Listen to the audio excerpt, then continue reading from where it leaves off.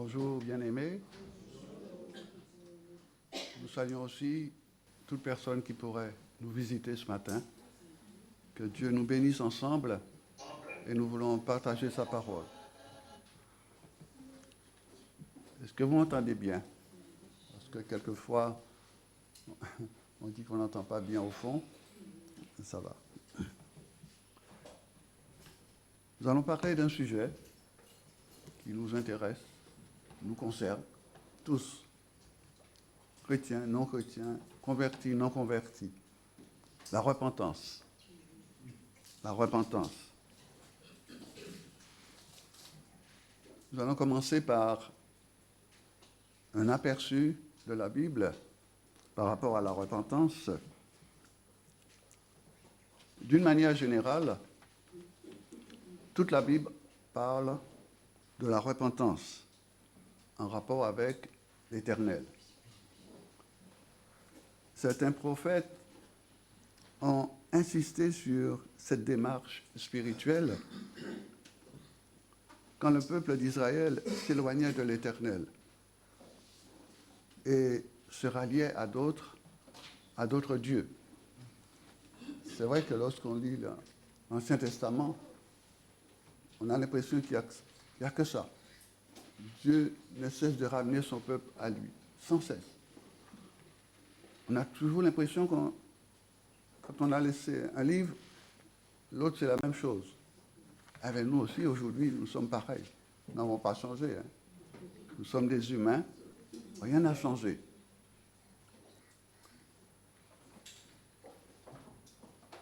Alors, le dernier et le plus grand de tous les prophètes, selon le Seigneur Jésus-Christ, c'est Jean-Baptiste. Son message a été très clair pour tous ceux qui venaient se faire baptiser par lui. Il leur disait, repentez-vous, car le royaume des cieux est proche.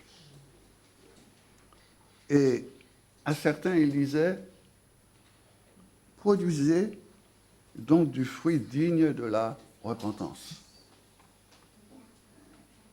Et ne prétendez pas dire en vous-même, nous avons Abraham pour père. Le Seigneur Jésus-Christ a poursuivi, a dépassé le ministère de Jean en utilisant le même message de la repentance.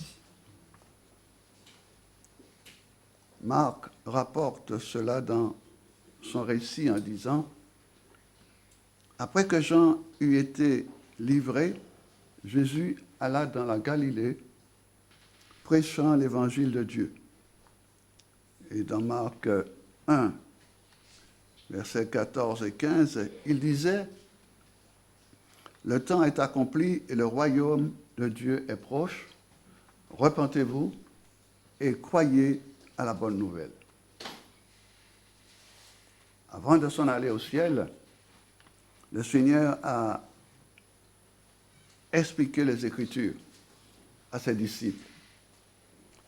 En Luc 24, versets 46 et 47, en disant « Ainsi, il est écrit que le Christ souffrirait, qu'il ressusciterait des morts le troisième jour, et que la repentance et le pardon des péchés seraient prêchés en son nom à toutes les nations, à commencer par Jérusalem. » Nous pouvons constater que c'est un sujet qui était sans cesse rappelé au peuple. Les apôtres ont suivi ce mot d'ordre de mission du Seigneur. Dès le jour de la Pentecôte, que nous savons c'est la naissance de l'Église, dès le jour de la Pentecôte, Pierre, en s'adressant à la foule touchée par la bonne nouvelle du Christ Jésus, mort et ressuscité, appelle à la repentance. Dans Acte 2, verset 38, « Repentez-vous et que chacun de vous soit baptisé au nom de Jésus-Christ pour le pardon de vos péchés, et vous recevrez le don du Saint-Esprit. » Nous voyons aussi que les judéo-chrétiens ne savaient pas que ce message de la repentance concernait aussi toutes les autres nations. Il a fallu l'histoire de Pierre chez Corneille pour qu'ils réalisent et ils glorifièrent Dieu en disant « Dieu a donc accordé la repentance aussi aux païens, afin qu'ils aient la vie. » C'est là dans Acte 11, verset 18. L'apôtre Paul, dans Acte 17, versets 30 et 31, dit aux Athéniens et aux étrangers qui étaient à Athènes que Dieu, sans tenir compte des temps d'ignorance, annonce maintenant à tous les hommes et en tout lieu qu'ils aient à se repentir. Parce qu'il a fixé un jour où il jugera le monde selon la justice. Le Seigneur Jésus rappelle ce grand message de la repentance aux églises aussi établies depuis un certain temps. Et nous connaissons Apocalypse, le livre d'Apocalypse où il est parlé de l'église d'Éphèse, de Pergame, de Thyatire, de Sardes. À l'église d'Éphèse, il dit « Souviens-toi donc d'où tu es tombé, repens-toi, et pratique tes premières œuvres, sinon je viendrai à toi, et j'ôterai ton chandelier de sa place, à moins que tu ne te repentes. » Il n'y a rien avec le Seigneur sans repentance. À l'église de Pergame, Apocalypse 2, verset 16, il dit « Repens-toi donc, sinon je viendrai à toi bientôt, et je les combattrai avec l'épée de ma bouche. Que celui qui a des oreilles entende ce que l'Esprit dit aux églises. » À l'église de Thyatire, Apocalypse 2, 21, 22, en parlant de la fausse prophétesse, il dit « Je lui ai donné du temps afin qu'elle se repentît, et elle ne veut pas se repentir de son impudicité.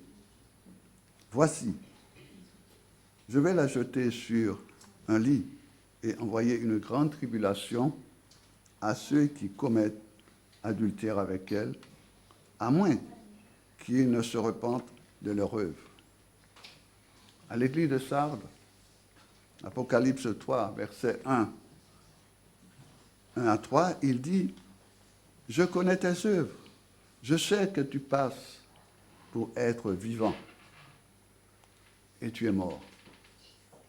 Sois vigilant et affermis le reste qui est près de mourir, car je n'ai pas trouvé tes œuvres parfaites devant mon Dieu. Rappelle-toi donc comment tu as reçu et entendu, et garde, et repens-toi.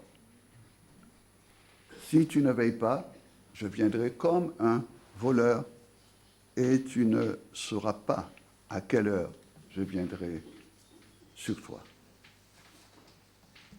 Et enfin, à l'église de Laodicée, Apocalypse 3, versets 15 à 20, il dit « Je connais tes œuvres, je sais que tu n'es ni froid ni bouillant. Puisses-tu être froid ou bouillant?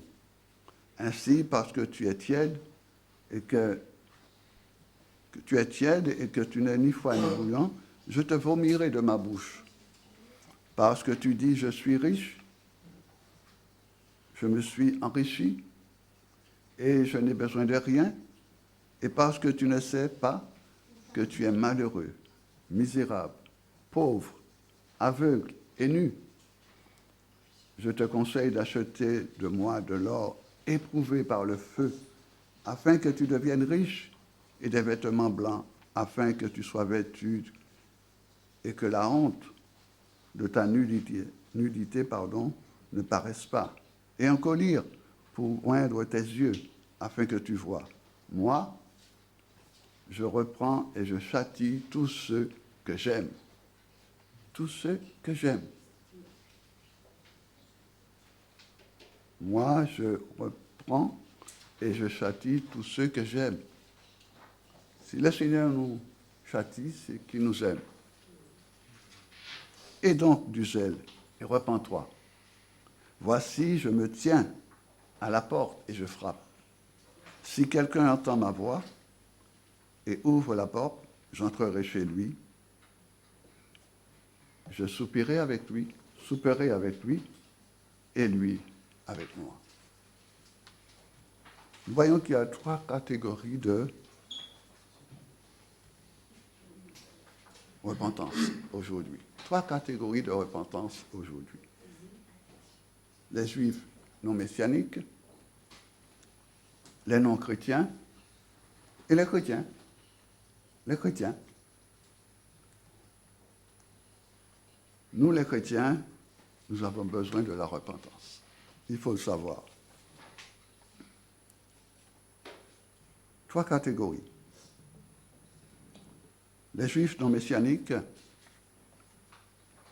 dans l'enseignement de Jésus, il s'est adressé clairement aux juifs de son époque en leur disant ouvertement, dans Jean 8, versets 23-24, « Vous êtes d'en bas, moi, je suis d'en haut. Vous êtes de ce monde, moi, je ne suis pas de ce monde. C'est pourquoi je vous dis que vous mourrez dans vos péchés, car si vous ne croyez pas ce que je suis, vous mourrez dans vos péchés. » Autrement dit, l'incrédulité face au Christ Jésus conduit au jugement éternel, car c'est lui que Dieu a prononcé, c'est par lui, que Dieu a prononcé la sentence qui donne la vie à tous ceux qui se confient en lui. Et nous avons les non-chrétiens. Les non-chrétiens ont besoin de savoir que tous les chemins ne mènent pas au ciel. Jésus est le seul chemin qui mène vers Dieu le Père. Comme il l'a affirmé lui-même, nul ne peut venir au Père que par lui. Ensuite, la conviction et la sincérité ne sont pas des critères de la vérité. Les convictions de la sincérité ne sont pas les critères de la vérité. Le Seigneur Jésus disait à ceux qui l'écoutaient, en Jean 8, verset 31, vous connaîtrez la vérité, et la vérité vous affranchira. Le seul moyen que Dieu a choisi pour sauver les hommes, c'est le Christ Jésus. Lui seul est le chemin, la vérité et la vie. Il est le seul médiateur entre Dieu et les hommes, parce qu'il est le Christ homme. Toutes ces différentes convictions ne viennent pas par une déduction humaine. C'est l'œuvre du Saint-Esprit qui seul convainc du péché, de justice et de jugement. Du péché parce que tous les hommes ne croient pas en Jésus-Christ, le Fils de Dieu donné par le Père pour le salut de tous les hommes. Ce message est bien résumé par l'apôtre Paul quand il parle aux chrétiens d'Athènes en leur disant « Dieu, sans tenir compte des temps d'ignorance, annonce maintenant à tous les hommes, en tout lieu, qu'ils aient à se repentir. Parce qu'il a fixé un jour où il jugera le monde selon la justice par l'homme qu'il a désigné, ce dont il a donné à tous une preuve certaine en le ressuscitant des morts. Jésus-Christ. C'est la preuve. Et enfin, il y a les chrétiens. Nous, les chrétiens, nous avons aussi besoin de la repentance. La première repentance qui nous a détournés. La première repentance qui nous a détournés des idoles vers le Dieu vivant et vrai. est l'étape initiale. À cette étape, nous avons été déclarés saints, saints en Jésus-Christ. Le fait de nous détourner des idoles vers le Dieu vivant, cette étape a permis que nous soyons déclarés tout simplement saints en Christ Jésus. En plus de cette sanctification initiale, nous avons reçu une vocation à la sainteté.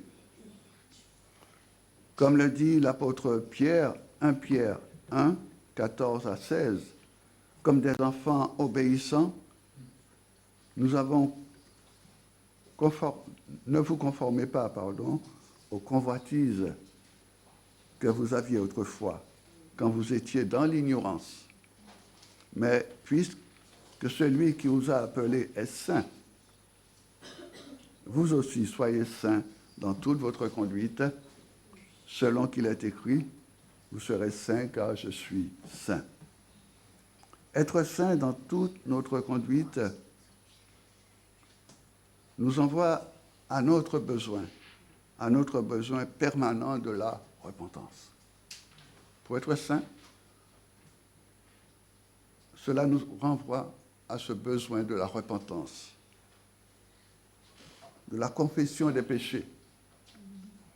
Car nous bronchons tous, dit la parole de Dieu, nous bronchons tous, n'est-ce pas, de plusieurs manières. Jacques 3, verset 2, « Et si nous disons que nous n'avons pas péché, nous nous séduisons nous-mêmes. Et la vérité n'est point en nous. Si nous confessons nos péchés, il est fidèle et juste pour nous les pardonner et pour nous purifier de toute iniquité. Si nous disons que nous n'avons pas péché, nous le faisons menteur et sa parole n'est point en nous.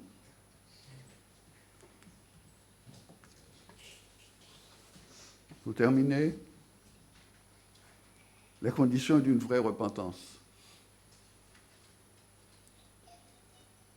Cela pour les juifs non messianiques et pour les non-chrétiens, et la vraie repentance implique la foi en Christ Jésus comme le seul moyen du salut.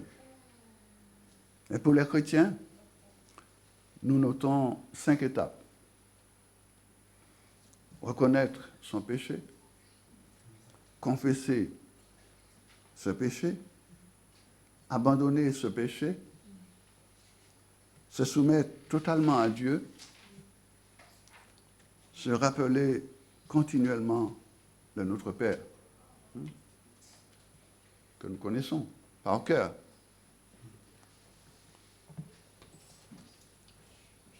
Si vous êtes, en général, étant catholique, on connaît notre Père par cœur. Je ne sais pas si en tant que je ne suis pas un enfant venant du protestantisme. J'ai été catholique, donc ça, notre Père, on le connaît par cœur. Mais aussi, je sais que c'est une confession de foi aussi pour les protestants. Est-ce que vous connaissez notre Père? Qui le connaît par cœur?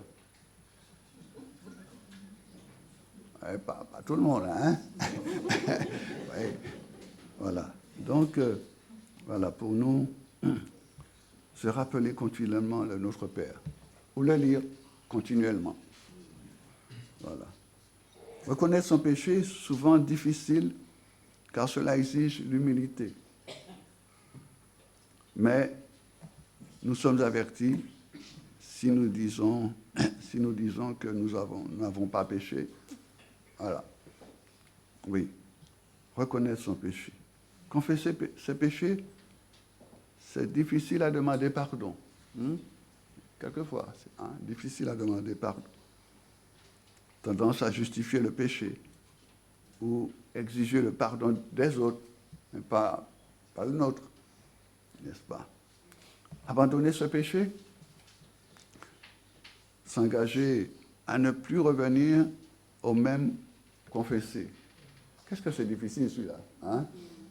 Bon, ça y est, je ne fais plus ça. À peine tourner le dos, on recommence. Ne pas chercher les justifications pour éviter de l'appliquer. Se rappeler continuellement le Notre Père, comme nous dit, donne-nous aujourd'hui, alors, pas d'ajournement. Aujourd'hui, c'est dès que l'on fait, que l'on prend conscience qu'il faut s'engager à ne plus faire. Quand il y a une vraie repentance, Dieu accorde son pardon pour tous les péchés confessés. Dieu efface tous les péchés confessés. Dieu oublie tous les péchés pardonnés. Dieu rétablit l'homme pardonné. Prenons l'exemple du roi David. Il n'est pas le seul. Dieu donne la force pour tenir ferme dans le combat. Question de réflexion pour nous. Suis-je pardonné par Dieu du Christ Jésus? Ai-je un pardon à donner à ceux qui m'ont offensé? Et enfin, ai-je un pardon à recevoir de ceux que j'ai offensés? Parce qu'on peut quelquefois ignorer. Que Dieu nous bénisse et nous aide vraiment à grandir dans sa connaissance et ne pas avoir peur de se repentir, de demander pardon. Que Dieu nous bénisse et nous garde dans sa volonté. Au nom de Jésus-Christ. Amen. Recording stopped.